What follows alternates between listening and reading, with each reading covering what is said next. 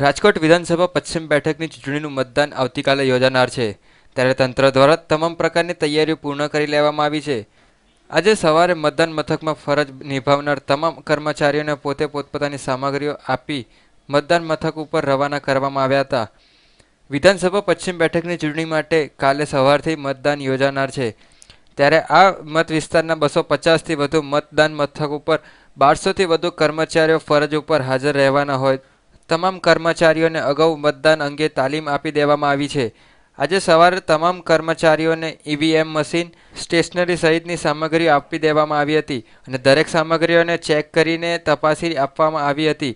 આજે બપોરે આ સ્ટાફ પોતે પોતાના મતદાન મથક ઉપર રવાના થઈ ગયો હતો.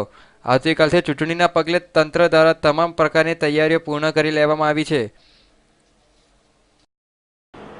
આજે 14/10/2014ના રોજ અત્યારે તમામ પ્રિસાઇડિંગ પોલિંગ અને PO1 તથા મહિલા પોલિંગ અધિકારીઓમાંથી ડિસ્પેચિંગ ચાલુ છે.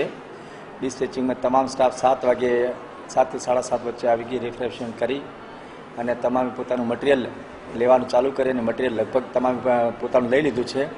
મટીરિયલ સામગ્રી ચકાસણી ચાલુ છે. સામગ્રી ચકાસણીમાં કંઈ પણ ભૂલ જણાય, કંઈ તકલીફ હોય તો એ અમને સીધા કંટ્રોલ રૂમમાં જાણ કરી શકે છે. મટીરિયલ ચકાસણી પછી 10:30 વાગ્યાથી 11:30 વાગ્યા સુધી એ તમામ સ્ટાફને જે ECIની છેલ્લી સૂચનાઓ છે એ મુજબથી માહિતગાર કરવામાં આવશે.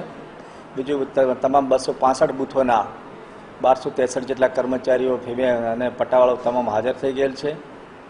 તમામ બસ રૂટો જે છે 21 રૂટની બસ રૂટો એ પણ તૈયાર છે.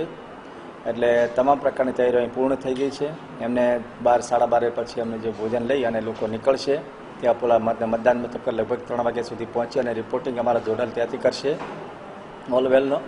ત્યારબાદ સાંજે પણ ઝોનલ ત્યાં જઈને એમને કંઈ ખૂટતું સામગ્રી કે બધું એમને પહોંચાડવાનું કરશે.